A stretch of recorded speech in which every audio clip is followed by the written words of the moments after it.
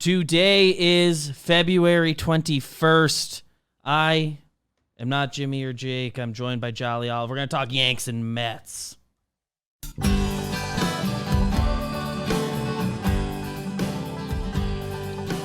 Talkin' Yanks with old Jomboy Jake.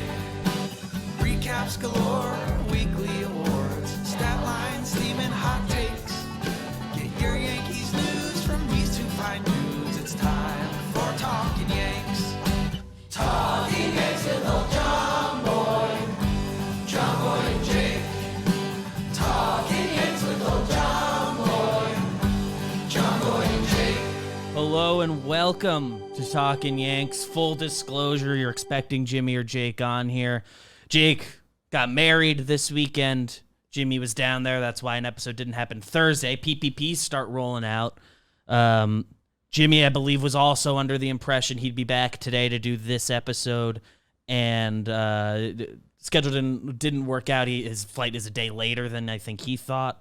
So we need to get something out because it's the first episode of an episode a day every day until opening days. So if you're looking for them, we just posted like four PPPs, and more are coming this week. And Jimmy will be back tomorrow to record Thursday's episode. And we're an episode a day every day till opening day. So that's exciting. Spring training's here. And I'm joined by Jolly Olive, the host of Shea Station, Ref Guess, MLB Connect, all the shorts you see over on JM Baseball. You're heading to spring training. I correct? am. I'm heading over tomorrow, which is why I'm excited to talk about a team that isn't the Mets, because for the next week, I'm going to be doing Shea Station PPPs. I'm going to be filming a bunch of content with Jerry down there. BBD, I appreciate you being the producer and the host at the same time. I don't know how you're doing it. And I've been told that I'm like Walmart Jomboy or like Hispanic Jomboy, so I'm kind of filling that void a little bit. Hopefully we can like trick people in the thumbnail. We do have a light like broken in here, so maybe that's like there's like, oh, the lighting's like face off. morph me a little bit. I think we could sell it. So yeah, I don't know. We're Talkin' Yanks as always, brought to you by SeatGeek. And while we're here, I'll knock this out. Do it. If you want to go to anything, I'm going to the Knicks game in Washington D.C. this coming weekend. And I use SeatGeek to go there. I grabbed a green bubble seat. If you're familiar with traffic lights, you understand how the app works. You want a green seat. Green means go. They also have a numerical scoring system with that. A red seat is a bad one. You're getting a bad deal. Green is good. Red is bad. And we've got the hookup. If you've never used SeatGeek before, code Yanks will get you $20 off your first order. So check out SeatGeek. Literally easiest app in the world to use. Beautifully delivered as always. BBD, before we get into the questions that we're going to ask each other, which is the plan for today's episode, I want to start us off by doing one of my favorite trivia questions about the Mets and Yankees, if that's okay with you. It used to be my favorite because the guy who is about used to be a member of the team. He is no longer. But I'm not sure if you were in the room when I first asked this question, but I think the listeners might enjoy it, so I'm going to ask it anyway. Jacob deGrom, former Mets ace, now Texas Rangers ace, made his debut back in 2014 in the Subway Series. Mets versus Yankees at Citi Field. Mets were a 500 team. Yankees were a 500 team. Both of them needed the win. Big game. DeGrom, let's check his game line, was really good. 7 innings pitched, 1 earned run, 4 hits, 2 walks, 6 strikeouts. The Yankees only scored 1 run that game, but they still won the game because they also had someone debuting on the other side that twirled 4 2/3 shutout innings. Do you remember who that is? I do recall at one point going around, and it was like the trivia was that somebody made their debut. I'll give you some clues. Fortunately, I don't immediately recall who it is. That's good. As of this. He later pitched for the Rays and the Braves, and he has a career WAR of exactly 0. Huh.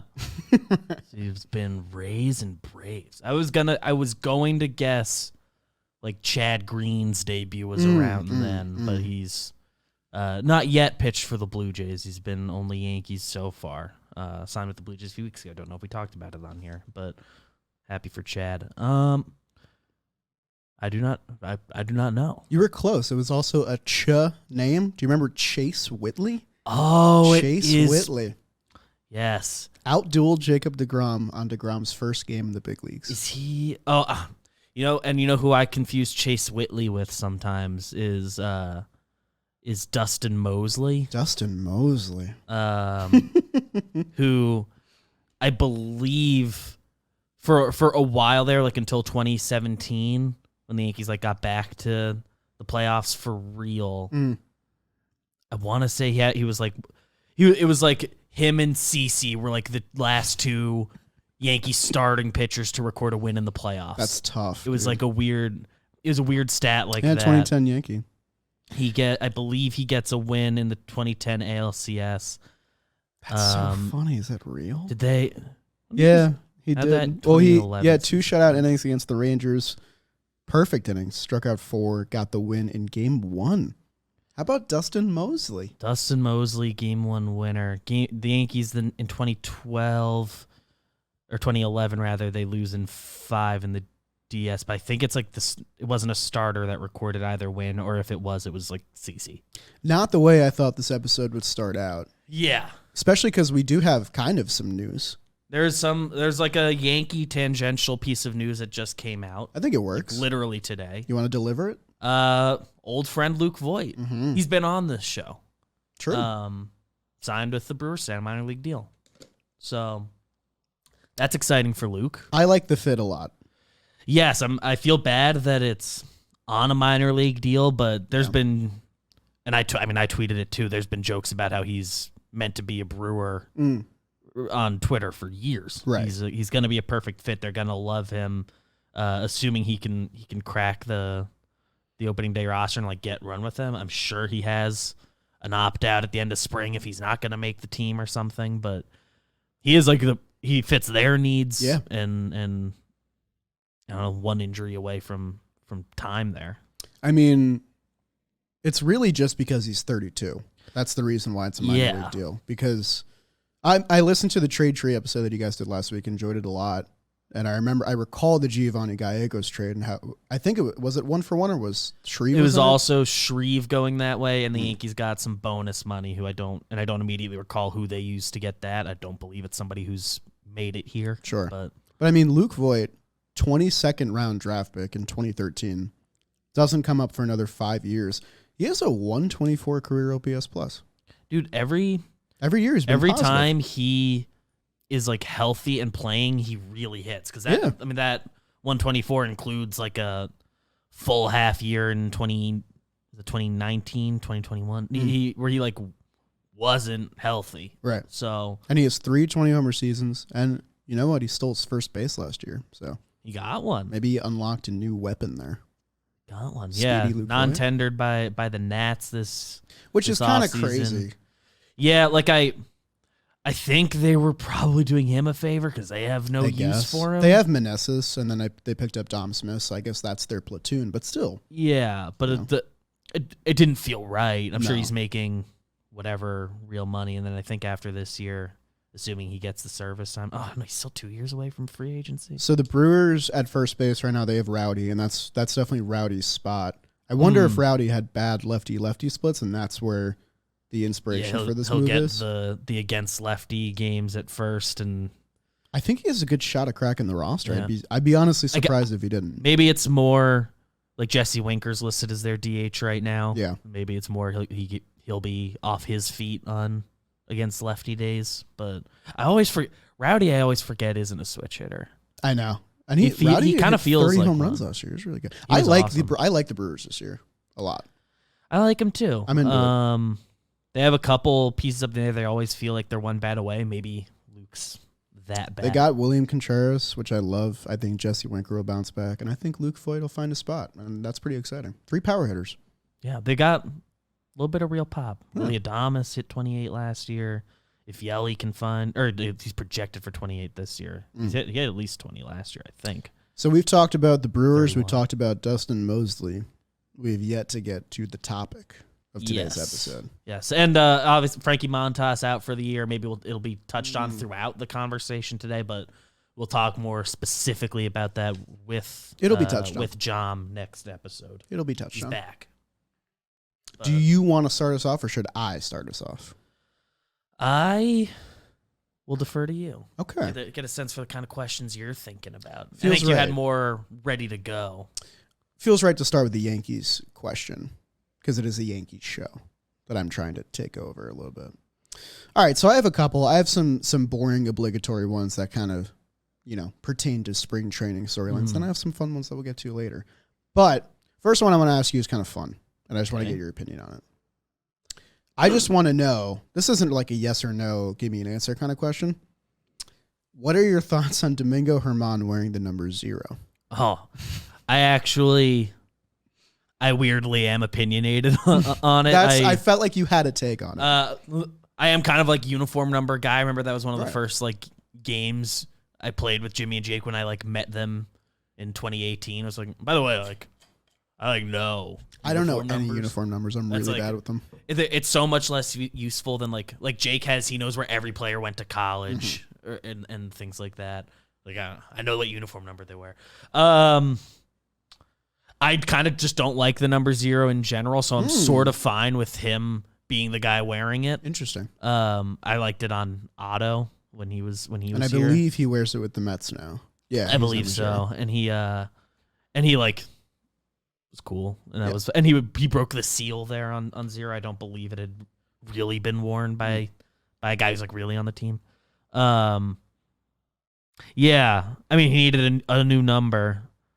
I kind of wish he didn't, because it's Domingo Germán, and I'm comfortable saying he's a tough guy to root for sometimes. Don't think that's a hot I don't take. think he necessarily should have gotten his choice on something like that, and he got kind of a cool number for the kids. I would never pick it, but right. I think this might be the Dan Rourke in the back of my brain talking, because I read so many of his takes on Twitter. This always felt like Volpe's number. Yeah, I know he and some of the other Twitter kids are like hot on like Volpe should wear 0. It's the last single digit. Which, left. like, if enough people say it, I'll just buy it and believe in it too. Never had a reason. I mean, if it happens, sure. But hey, maybe that'll keep that. Maybe that keeps that from happening if Volpe comes up and gets a different like real number this year. Yeah, I mean, they made Peraza wear 91 last year, and he's still. Is he still 91? Still 91 right now. I would assume Volpe, when he gets his first taste, isn't getting a real number. I Which, like in this hindsight, 95. I like that. Yeah, that's fine. It's unique. Yeah. I think he's the only one to do it. Anything with like a 5 and a 0, I'm into. Yeah, I can get behind 5s. Yeah. Which in hindsight, like weird, the Yankees like immediately gave Jeter to. Yeah. I mean, they believed in him obviously, and I think they believe in Volpe. Huge vote of too. confidence, though. Like a single-digit number is a massive vote of confidence. Yeah, I like it on any team. Like if you're given that upon debut, like yeah. Yeah, Domingo Yankees were Germán. out of them. Domingo Germán is the only single digit on the Yankees right now. Yeah, the others All retired. Yeah. Crazy. Domingo next. Domingo. Man, he's gonna like be the 5th starter to start Crazy. the year. I think, he at least has the leg up. We'll also talk about that, I think. All right. I'll defer. I'll go to one of my questions heading your way. Okay. The Mets pod. The Mets had a eventful offseason. They did some things. A lot of additions. Who is the addition they brought in that you're most excited about in general, and I suppose most excited to see like this spring? So we had the Flash. We had Justin Verlander. I liked Jose Quintana a lot. I think he's got some stuff in the tank. Really good down the stretch last year. Really good down the stretch last year. I think he had like the best. I don't want to say ERA, but he was the best. Maybe he was up there. He was up there. He was really, really good for the Cardinals. I remember like last year he was talked about as guy Yankees might go after to eat. I would have at liked least that deal innings. for them. Like I would have liked he'll that be deal for them. reliable. Probably would have costed less than Montes too, which like hindsight's 2020, but yeah, still. he ended up better. But there's no way to know. I really like D-Rob, postseason experience. He's 38, but he's been doing it for so many years. There's no reason to He's not so good count on last him. year. I really liked most of the moves they made, but if anyone who watches my channel knows that the one I'm most excited for is Kodai Senga. Senga has kind of been, it's weird because Verlander and all these big names came in, and I think the most coverage so far of Mets camp has gone to Kodai Senga. There have been a couple at-bats of Mets hitters against him where they say that they literally cannot see the ghost forkball pitch, like it's living up to the moniker. He's throwing high 90s. He's touched 100. Like, I'm obviously concerned because it's always a toss-up with Japanese pitchers, Japanese players in general. You got to see it for real. Yeah, and like I do the most that I can in terms of background checks. Like I did a lot on Seiya last year, and I thought that he had a pretty good year. I think he was like a 115 OPS plus, plays a good outfield. You take that to the bank for I think the $15 million a year that they're paying him. With Kodai, you know, there's a lot of protection in his contract. He's not doing the WBC, so we don't have to worry about that. And I think that he is going to be good under the spotlight because the team that he played for in Japan won like 6 of their version of the World Series. Like they were the team over there. So there's going to be a lot of pressure on him. He's slotted as the number 3 right now. I don't know if that'll stick, but he's the one that I'm most intrigued by because I feel like him being good takes the Mets back to that 100 win level, and him being a 4 ERA guy that makes 25 starts, you know, we're still in a good spot there, but maybe we don't have the juice to take the Braves or whatever. Yeah, I would assume that between him and Verlander got to be like the 2 biggest answers to that question in Mets camp. Just Verlander just won a Cy Young, is like a Hall of Famer. But Senga, just guy like we haven't seen him, and he's anytime you get like the new guy from Japan, it's just so exciting. You want to check it out. So I assume whatever his first spring training start, that'll be whenever that happens. That'll be the biggest, most watched game of spring. Sadly, will not be when I'm there. Which is have tough. they announced that? Yeah, they announced that he's going to throw in the backfield on Monday. A couple of people thought that he might start. I'm hoping, because we start the year in Miami, I'm hoping that they defer him to the first Citi Field series of the year, which I think is what they're doing with Verlander. Yeah, and they're splitting Verlander and Scherzer. Right, so it's not going to be Verlander, Scherzer, game 1, game 2. I'm pretty sure it'll be like Scherzer, Quintana, Carrasco, Verlander, start Senga. the 4th game of the year. If I had to guess. But yeah. That'd be cool. All right. It is Talkin' Yanks. Let's turn it back to the Yanks. And let's see where I want to go with this one. I have a good one. Okay. So I'm looking at the Yankees starting lineup. Gleyber Torres leads off, second base, Josh Donaldson third, Anthony Rizzo first, and Oswald Peraza, shortstop. Makes sense to me, makes sense in my brain. IKF on the bench, DJ on the bench, kind of shocking to me. Oswaldo plays everywhere. When the Yankees inevitably make it back to the postseason this year, which I'm pretty sure we're all assuming, we can all assume will be true, what, in a perfect world, in BBD's perfect world where the Yankee season is as fun as possible, what is the starting infield for that postseason game 1 lineup? I most fun would be Volpe getting in there. That's the question. But that's sort of that one that I've got sort of out of my brain. Like I don't have him as part of this year. The Yankees like just slow play their prospects, which I get. Not even in like August, September. You don't think it's happening? I think we maybe see him debut. Like maybe they do what they did with Peraza, and if he's, I don't know, Peraza was like his numbers are all good when he played. Yeah, and he ended up starting some ALCS games. Looked which good is in the crazy. field during those games too. Lights didn't look too bright. Yeah. Wait, but it's 306 last year. How about it? Yeah, his numbers are like good. It's so frustrating how that all shook out. Still only 22, Peraza. Yeah. So I mean, he's young. He but I have to. Their best realistic arrangement there would be DJ at third, Peraza, Gleyber, Rizzo. Obviously, you never know who's going to be hurt.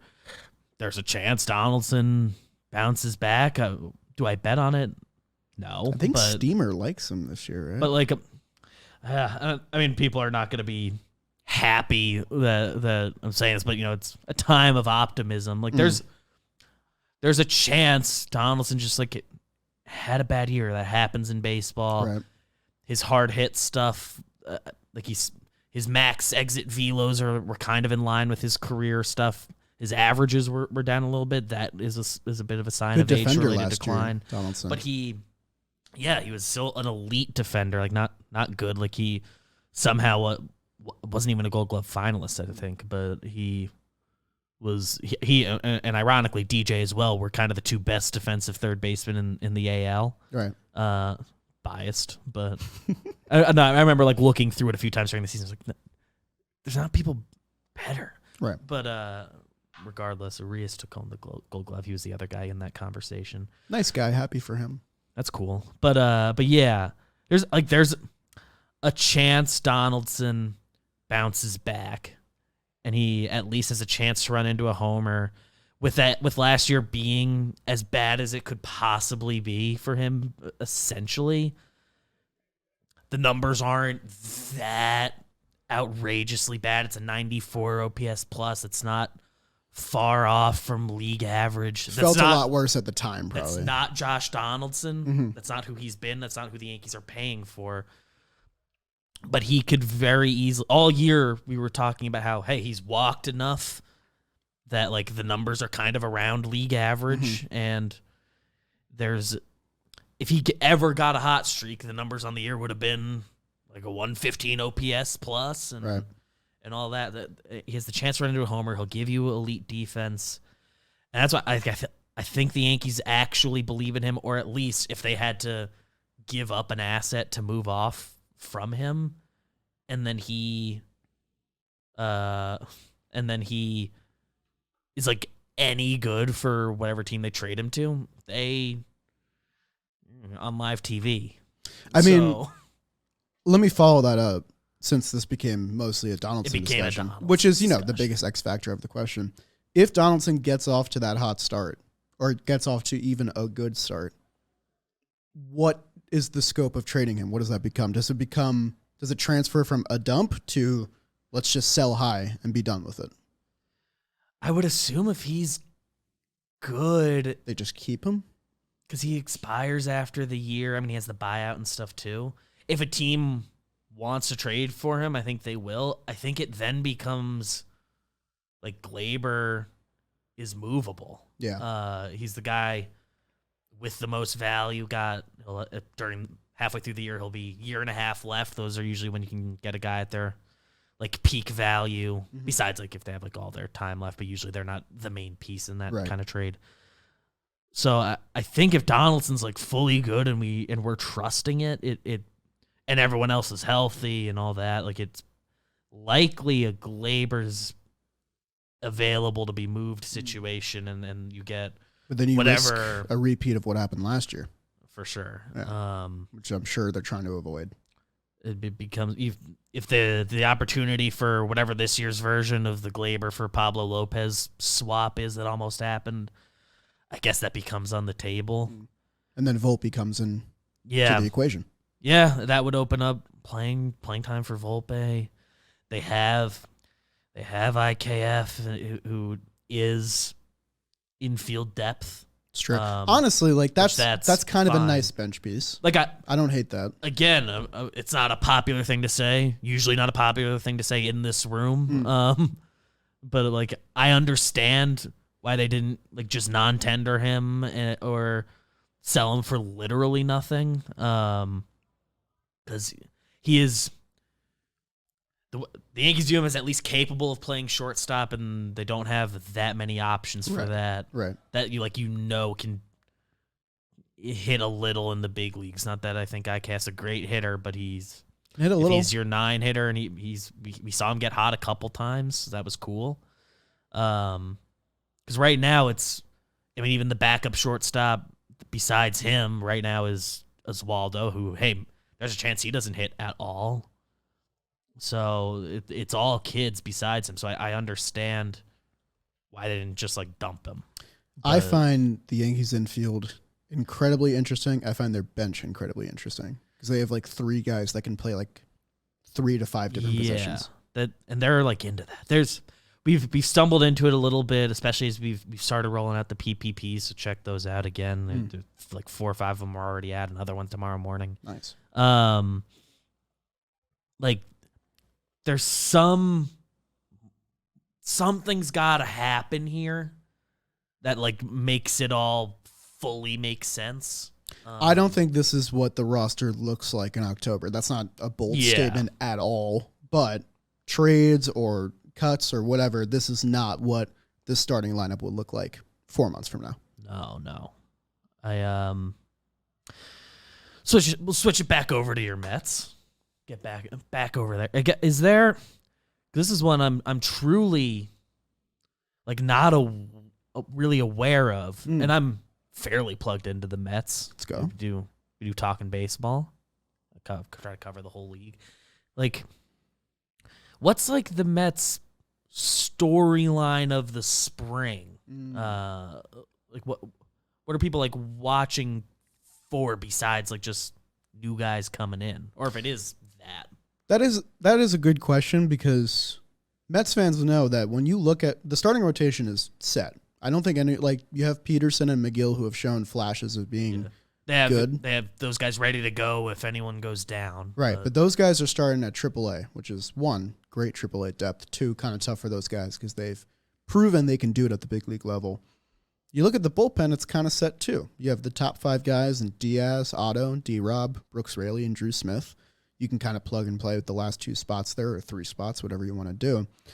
The real storyline is who is going to step up and bat fifth this year and protect Pete Alonso. They have a ton of candidates that can do it, but last year no one really stepped up and did it. Everyone did their part, and that's why the Mets were a good offensive team up until basically the last 2 weeks of the season when it mattered most.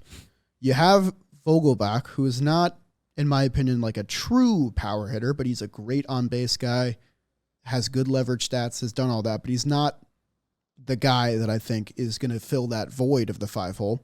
You have Darren Ruff, who was an absolute disaster, who is technically still on the team, but no one has seen him at spring training, so we don't really know where that stands. That's a whole nother thing.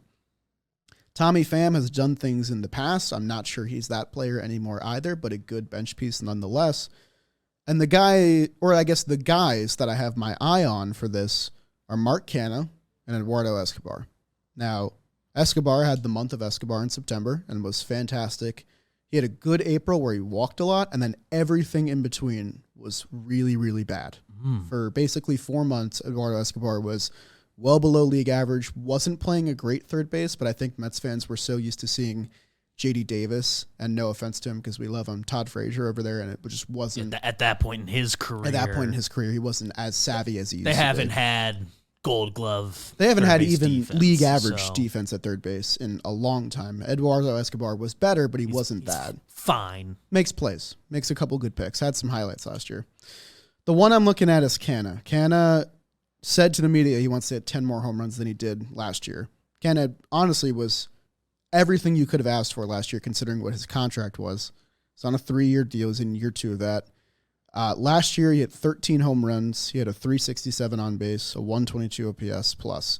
If Canha can be a 20 home run guy and Eduardo Escobar can sort of just become even a shade of what he was in September consistently, I think the Mets have a good shot at filling out the middle of their lineup. Obviously, all of this would have been solved if Carlos Correa was a Met, but he's not. That would have been the solution. He's not a Met. Whatever, you have to move on. The Mets obviously have. If one of Canha or Escobar in their second year, more so in Escobar, because this is a contract year for him, and if he's not good in August, Beatty's waiting, and he can be traded as a rental. So there's a lot of pressure on him. I know Mets fans love him, and he loves being here. So it's, sort of immense pressure in that facet as well. Still hit 20 home runs last year. Still slugged 430. Was still a doubles guy. But we need to see it more consistently this year. And if we do, the Mets have a very interesting predicament on their hand where they have a Brett Beatty who's feasibly ready to be a big leaguer, even though he's young and hasn't gotten a ton of run at AAA. By that trade deadline, he will be ready. Maybe he'll be up even before then with injuries and all that stuff. The goal for this year is by end of the year, him to be the third baseman, right? Kind of no matter what, right? And Eduardo Escobar can throw a huge wrench in that plan if he decides to be the hitter that he was in 2019, 2021 when he was an All-Star. Because that version of Eduardo Escobar, I would be totally fine being the 5 hitter in the Mets lineup, a switch hitter with some pop, playing third base that can protect Pete Alonso. While they're going for a championship. You want a guy you can rely on. Yeah, that makes a lot of sense. They've been like all last year too. It was thing Jimmy loved about the Mets, that they're like 1 to 4 is very consistent. That's kind not of gonna always change. been Yep. them, unless Nemo, Marte, Lindor, Alonso will be there. those guys like play every day, and that's the order they hit in. And McNeil, you can kind of plug in wherever you he's want. gonna and be he'll hit. wherever. Yeah. Should he be the 5 hitter? It sounds like that's not what Mets fans want. Me and Jerry talked a lot on Shea Station last year about how much we loved when McNeil was at the bottom of the order, because when pitchers were looking to reset and get kind of a breather of an inning in like the second or third inning, he was always getting on base at the bottom of the order, setting up the top, because Nimmo, we know, At least just not giving him a break. Exactly, not letting them breathe, not letting them have an easy at-bat at the bottom. Because Nimmo has long been an on-base guy, and then last year he was a big slugging guy, and McNeil at the bottom gave him a lot of RBI opportunities, pitches to hit, Gives and stuff Nimmo like that. the opportunity to Not just be the walks. sell out a little bit on the walks and go for a little pop. Exactly. So, but that all hinges on who is hitting fifth and if they're doing a good job, because that enables the lineup to not reset in that way. Interesting. Yeah. So that, I think, is the biggest storyline. Back to the Yanks. Let's do some Yanks. I got one more for you. I got a good one. We already talked Domingo a little bit. Sure. Whatever. He's the 5 right now. Mm-hmm. I want to talk a little bit about Clark Schmidt. Clark, I got to watch a lot last year. He pitched a lot in the playoffs as well. And he's one of these guys that the Yankees, out of, some necessity, have had to mess with. Yeah. During his time up, between long reliever, even some closing time. I'm pretty sure he got the 9th inning in the big ALDS Game 3. Yeah, weird game. But Weird yeah. game. And then he started a few games and was honestly pretty good. If you are the New York Yankees, I know that there's a free agent signing probably on the table, a trade that they're probably going to make in months' time to figure out who is going to be the real 5 if Domingo doesn't pan out, which I wouldn't bet on. Or I mean, even just, I know Nestor could easily start the year on the IL with this hamstring thing if they want to slow play him. That's true. I would lean that they let him do essentially a rehab start, because they treat the first 2 go-throughs of the rotation anyways. I've heard them talk about April forever about how it's like. I would guess they don't do that, but they definitely could. Because I'm looking up and down this bullpen. I really like the Yankees bullpen. Just want to say that outright. Marinaccio as your 7th guy is crazy. He's going to get screwed a bunch of times this year because he's the only guy with options. That's true. Abreu doesn't have any options left. Yeah, he's one of the guys that's he might not have a job. Yeah, but. So I'll ask you this, and I'll give you a multiple choice kind of thing. Come the trade deadline, who is the Yankees' 5 starter? Is it Domingo Germán? Do they finally give Clark a chance that, in my opinion, I think that he's earned in his time? Is it Luis Gil, who, remember, a year or 2 ago looked really, really good for the Yankees, had dominant flamethrower stuff, and then got injured? He's due back this year. Or is it a trade that the Yankees are probably already plotting? I think the smart money and the highest ceiling option has to be the trade. Of course.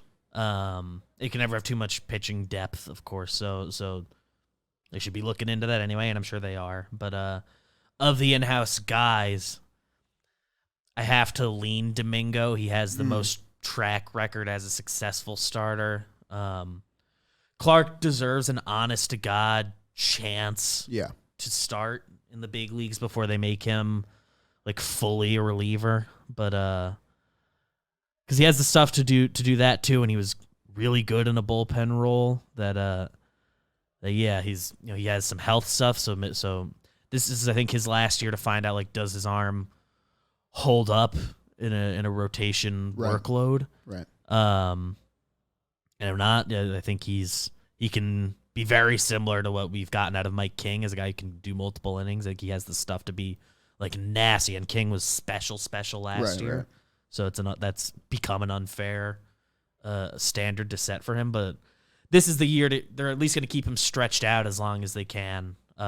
He feels like they're Tyler McGill, David Peterson type thing. Yeah, and the thing is, they don't have a ton of MLB ready depth. They came in with 7 guys, which is kind of the minimum you want. Right. That like they're comfortable starting a major league game right now. That included Montas, who was always going to miss at least April. And it was Domingo and Clark as like your 6 and 7 guys. After that, I mean, there's guys that I think we'll see at some point this year. You have Davey down there. Davey's way down there. He's kind of a non-option. He's just so lost. Clayton I feel Beater, who they terrible. got in the Gallo trade. Yeah, I think at some point during the season will graduate to being a guy that something pops up, they can have him do a spot start. I hope we see him this year because he's been good. People think he's going to be a reliever long term, I think. But after those 2, it's really Johnny Burrito's the only one that's like exciting. I think that is like he's close to MLB ready. Correct me if I'm wrong. Did he strike out Stanton yesterday? I think I did see that. I think I also saw him strike out Donaldson. Let's go Johnny Burrito. Thought about doing an easy joke. Yeah, Max Manus tweeted about it. They have and then like their like boring depth is like Weber and to a lesser extent I think Tanner Tully's in there. Nice that he's back. Yeah, the Web Dog's back. I think he's bought into. Yeah, you call me up when you need me. I'll get a day or 2 of service time, and you can DFA me, and I'll come right back. Need a guy like that. 8 innings at AAA, and then that's like kind of our Tommy Hunter. Yeah, Tommy Hunter's been in that role for a few years now. I think he really likes being with the Mets, but he's always been bounce up and down, come up, pitch 2 innings in a game, send you back down. Yeah, he's I guess he's bought into it. The Yankees. I think this is kind of what Weber's role is at this point in his career, barring some sort of resurgence that I don't believe a lot of people are aiming for. He's 32, so if you're going to be an up-and-down guy, I think the Yankees generally treat their AAA team, especially if you're a guy with MLB service time, I think you get paid decently well, and they have pretty good facilities, so I think if you're going to have this role, the Yankees are a good spot to do it. So I think he's pretty bought into doing that. But the circle back, they don't have a lot of MLB ready guys that like you're gonna be stoked about. Right. Burrito is the only one, and he can easily not be an option. Luis Heel was awesome in the little taste of him we got in 2021 with all the COVID absences and all that. He doesn't have a timetable, but I still really, he's only 25. I still really like him. Yeah, he'd be back half of the year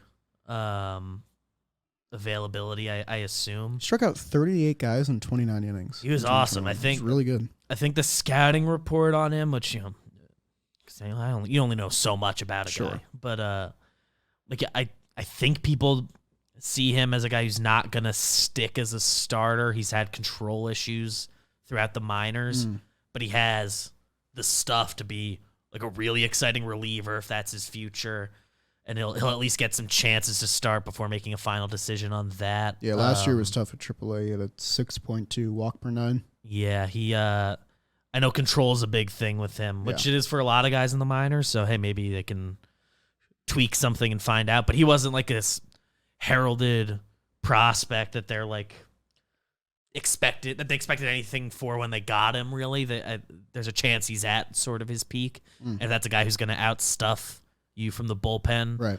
That's awesome. He was awesome in his starts, and I'd love to see him get a chance because hey, if you can get a guy who's going to be a good starter, you see if that's a possibility. He's for the him. upside pick. Yeah, he'd be. If he's around at some point, he should get a start in that kind of situation. But I think people who are even nerdier about this than I am are a little bit like, I think he just caught people by surprise. You haven't seen a guy yet, so I think that's what a lot of people attribute his starts to that year. I don't think he's like got. I don't know. I'm uneducated on his pitch mix, but I don't think he's got like a 4-pitch mix that's gonna fully play. But he was really exciting when he saw him, and I'm excited to see him again at some point this year. BBD, I have one more question for you, and then I think that'll probably take us to time, right? Probably. We've gone longer than I anticipated. I think one more question, and I think this is my most fun question, and it's definitely a BBD take question. Yankees' big splash signing of the offseason, Carlos Rodon. We're all familiar. Great episode of Talkin' Yanks. If you didn't listen to it, instant reaction. Garrett Cole last year had, what do you have, a 3.5, led the league in home runs allowed, but still a good season, really showed up in the postseason when it counted most. And I think you guys said on your PPP that you would be okay with Garrett Cole having a similar season this year, like repeating that. On the whole, yeah. Okay. So I'm going to ask you, it's kind of a two-part question. Part one is, who has the better year between Garrett Cole and Carlos Rodon? Part two is, who do you want to have the better year between Garrett Cole and Carlos Rodon? Who do you want to be the ace? What puts the Yankees in a better situation, both financially, team outlook-wise, in terms of who is the number one of this club? Because either of them could feasibly be a game one starter. They've been number ones for the last couple years. Cole, I guess, for longer. But I guess technically what would be best for the Yankees is Rodon being just nasty and him being the best. The value they'd be getting on that deal. So that's technically what's best for the Yankees. I think there's much more pressure. They need Cole to be Garrett Cole. That's the thing. I think the reason I asked is, Cole's the $36 million guy. If Rodon's better because he just has an incredible year that he's capable of having, no one's mad about it. We're all fine about that. Right. But Garrett Cole is the ace of this team, and I'm going to probably be saying this for the next however many years are on his contract and beyond that. Like Garrett Cole this year, he finishes exactly with a 3.5. That game against the Royals, ICAF makes 2 errors in an inning that are scored as hits, and they're so clearly errors. And they directly led to 5 runs that go down as earned because they didn't mark them as errors. And so his ERA that by itself, I think, gets him to like just under a 3.3. And then he had really just 3 terrible starts to start the year. I mean, so on the whole, he was good last year. One of the starts that I always think back to for Garrett Cole was the Mariners start in early August, where I think he allowed 6 in the first inning, home runs to like Kelenic and Suarez. And then he still went 6 innings that game.